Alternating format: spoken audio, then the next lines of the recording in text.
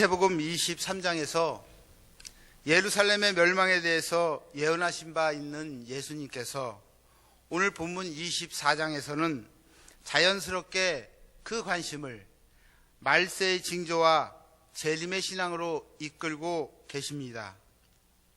오늘 24장은 말세의 징조와 대환난에 대한 경고, 그리고 그리스도의 재림과 그 재림을 기다리는 성도들의 자세에 관하여 두 가지 비유를 말씀하고 있습니다. 이 비유는 성도들로 하여금 현재의 세상에 집착하는 태도에서 벗어나 항상 다가올 미래를 대비하는 자세를 갖도록 일깨우고 있는 것입니다. 이처럼 예수님께서 십자가 순환과 죽음을 앞에 두시고 종말과 재림에 대한 교훈을 우리들에게 하시는 이유는 제자들과 무리들이 이 세상에서 정말 하나님 나라에 적합한 삶을 살아가라고 격려하고 또 깨우쳐 주시기 위함입니다. 이어서 25장에서는 종말에 관한 세 가지 비유를 통하여 말세를 살아가는 성도들에게 하나님께서 원하시는 삶의 방식이 과연 무엇인지 명확히 보여주고 있습니다. 그리고 무엇보다도 그리스도의 그 재림을 기다리는 그 신앙 자세를 굳건히 지니도록 교훈하고 있습니다. 구체적으로 25장에서는 열처녀 비유와 또 그리고 달란트 비유, 또 양과 염소의 비유가 있습니다. 이 세 가지 비유는 예수 그리스도와 성도 간의 관계를 서로 다른 각도에서 보여주고 있습니다. 맨 처음 언급되는 열처녀 비유에서는 신랑과 신부의 관계로, 또 달란트 비유에서는 주인과 종의 관계로, 그리고 양과 염소의 비유에서는 왕과 그 백성들의 관계로 각기 설명을 하고 있습니다. 오늘 본문 24장과 25장을 통해서 과연 우리에게 주시는 깨달음은 무엇이겠습니까? 먼저 깨어서 준비하라고 말씀하고 계십니다. 본문 24장 24절입니다. 그러므로 깨어 있으라. 어느 날에 너희 주가 임할는지 너희가 알지 못함이니라. 예수님께서는 예루살렘의 파멸을 예고하시고 감람산에 오르십니다. 그리고 성전과 예루살렘 시내 전체를 바라보시면서 제자들에게 향하여 예루살렘의 패망과 그리고 내가 곧 예수께서 재림하시는 세상 끝날에 대한 비밀스러운 내용을 예언하고 있습니다. 죄악된 세상은 분명히 그 끝날 날이 있을 것입니다. 그리고 그 끝날에 앞서서 지극히 큰 환난의 때가 도래할 것이라고 말씀하고 있습니다. 우리 인생은 과연 내일 무엇이 일어날지, 어떤 일이 일어날지 아무도 알지 못합니다. 우리는 너무나도 유한하고 또 무지한 존재이기 때문입니다. 그러한 우리가 이 역사의 최종 심판자이신 예수님께서 언제 임할런지 안다는 것은 도무지 불가능한 일인 것입니다. 그렇기 때문에 언제 임하실지 알 수 없는 주님을 기쁨으로 맞이하기 위해 우리가 영적으로 깨어 있어야 한다는 것입니다.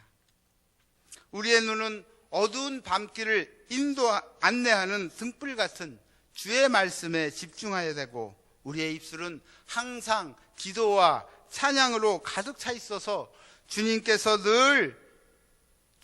늘 신령한 교통을 하여야 합니다.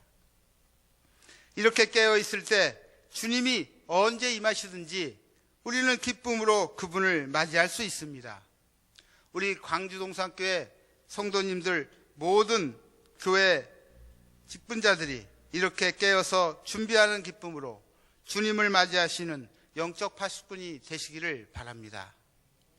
두 번째입니다. 맡겨진 사명에 충성을 다하라고 말씀하고 계십니다. 본문 24장 14절부터 30절 말씀은 달란트 비유입니다.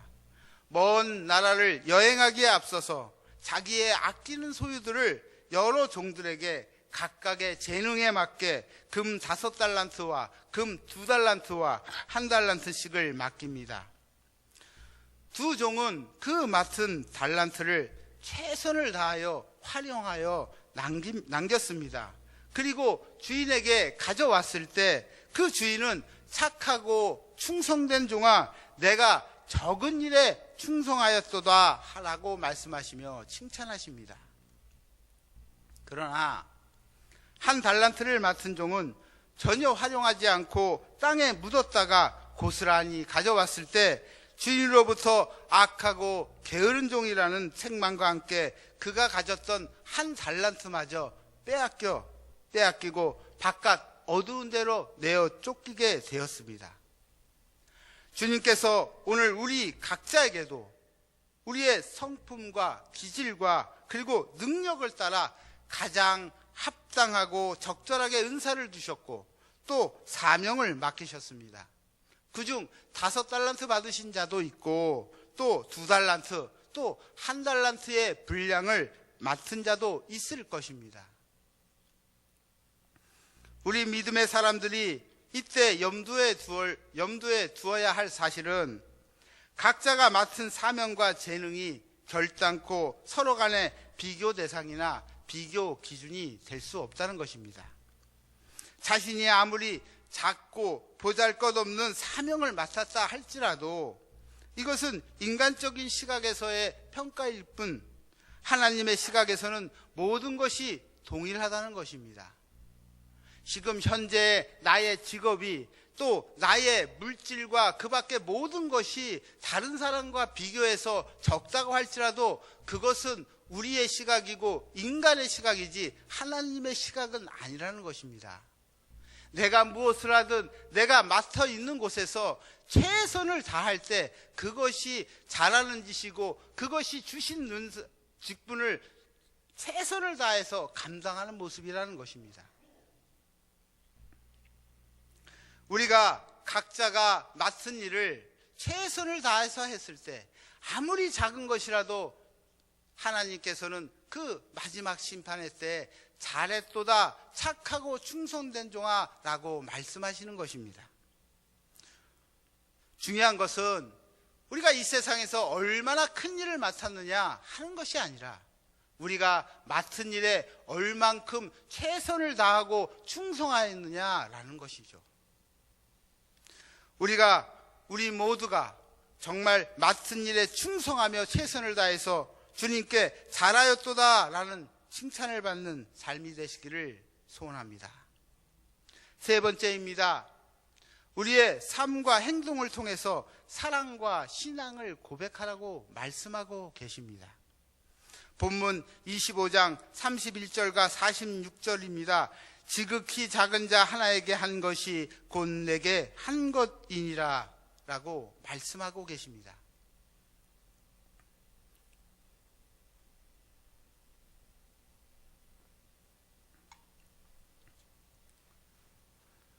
우리 모두에게는 언젠가 최후의 심판이 있습니다. 누구도 그것은 피해갈 수가 없습니다. 그날 심판의 대주제이신 우리 예수 그리스도는 우리가 쌓아놓은 재물이나 사회적인 명예나 높은 학문을 기준 삼아 우리를 판단하지 않으십니다. 우리가 이웃을 얼마나 사랑했는가, 불쌍하고 소외된 형제를 위해 우리가 얼마나 성실히 봉사의 손길을 벌렸는가 하는 것을 보시고 그것으로 우리를 판단하실 것입니다. 우리는 죄와 허물로 죽어 마땅한 자요, 이 세상에 그 하찮은 벌레만도 못한 죄인 중에 죄인 괴수였습니다. 그런데 바로 그러한 우리를 주님께서는 하늘 보좌를 버리시고 친히 이 땅에 찾아오셔서 우리에게 영육간에 찢긴 상처를 싸매고 고쳐주고 그리고 생명의 떡을 먹여주시고 그리고 생명의 물을 마시도록 해주셨습니다. 그렇다면 우리 역시 주님께서 사랑하는 자, 주님이 형제로 여기시는 자를 우리가 어찌 사랑하지 않을 수 있겠습니까?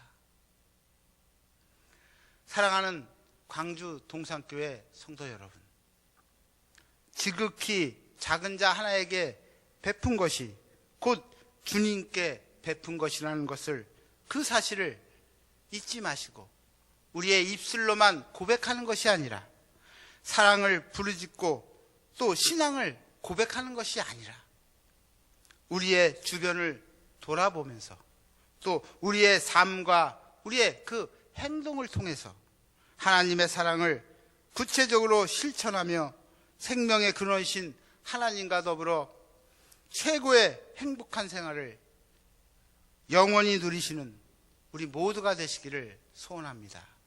기도하시겠습니다.